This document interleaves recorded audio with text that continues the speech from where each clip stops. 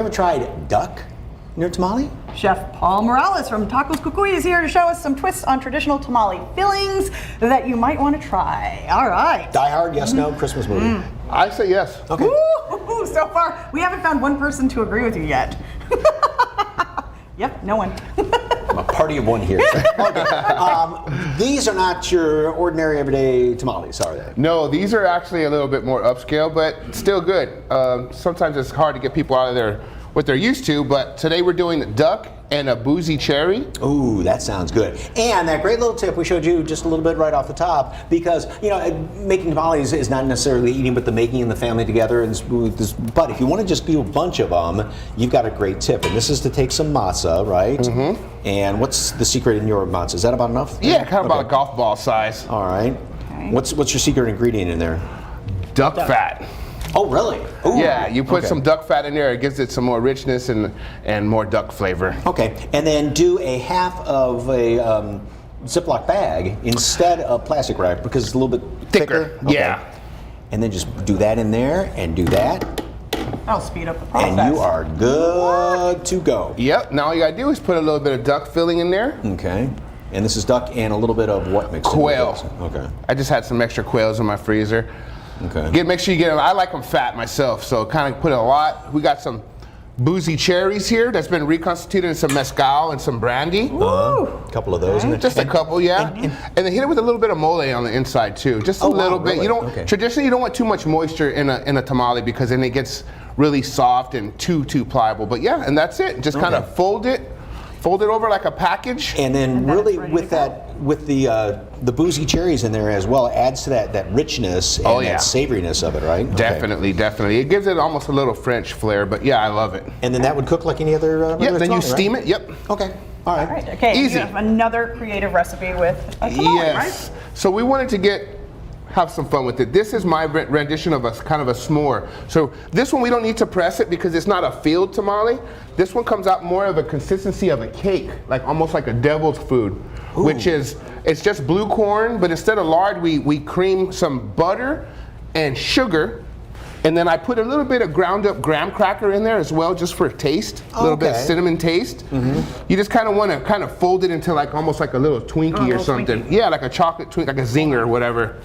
That's what I was going to say. It almost. And so if you want to get fun with it, you can, maybe push on some marshmallows, mushrooms. You know where my head's at. And then kind of roll it up just like you would a traditional one, and then you steam it as well. Okay. I would try to separate, if you're going to do these, separate from pork ones because they could pick up some of the fat. Flavors are going back and forth like this. And this is kind of your niche at Tacos Cucuy, is things that are just a little bit off the beaten path as far as I just kind of try to use things that people are already familiar with, which is tamale, but have a different flavor profiles. I'm having a tamale and taco dinner coming up next month, and it's going to be all stuff like this. I will have probably this s'more on here. And by the way, you can attend this taco and tamale dinner coming up here. We're going to put a QR code up on the screen right now. So while this segment's still going on, you can grab your phone right now and we will pop up that QR code and you can just scan that, and that way you can buy tickets to this event. And there it is right there on your screen. Sunday Funday Brunch.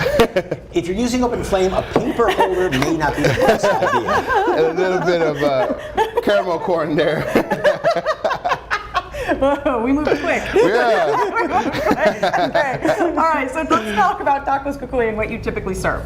So basically I do tacos, elevated tacos. Think of things what you're used to, but we have like a lot of vegetarian options, vegan options, but still same with the flavor profiles that you like, pork, beef, asada. We do those, but we use very good high quality ingredients. We also own a corn tortilla company, so we do heirloom corn tortillas and masas. So the taste is gonna be way better than what you're thinking of, like maseca, which to me tastes like plastic and rubber. Isn't that crazy? Yes. It's got the texture of a cake, and I thought steaming it would make it too wet. Mm-hmm. But I think because of the cornmeal, it absorbs it and kind of rehydrates it, and I put a little bit of baking powder in there so it kind of fluffed up. I love it. And you have a brick and mortar coming soon, right? Yes, we're opening up a brick and mortar soon, hopefully in the Government Hill Pearl area. So cross our fingers, but definitely. Yeah, what kind of tamales and tacos are you going to be serving at the event that folks can attend? Well, we're doing the dashi event.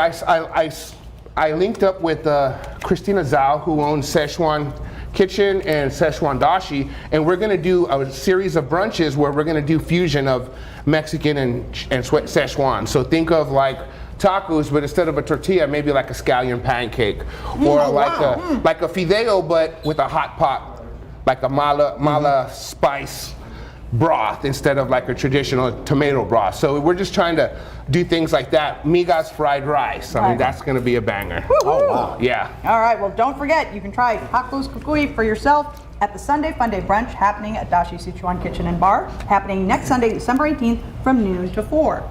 Yes, indeed. And if you'd like more information on that, of course, we had that QR code up earlier, but you can scan, either go to SALive.com, click on the As Seen on SA Live tab, or scan that QR code right down there, and you can find all the information on how you can get tickets to that. And he's going to have some of these pop-ups coming up in the next couple of months. So lots of really tasty stuff. And let me tell you, it is good.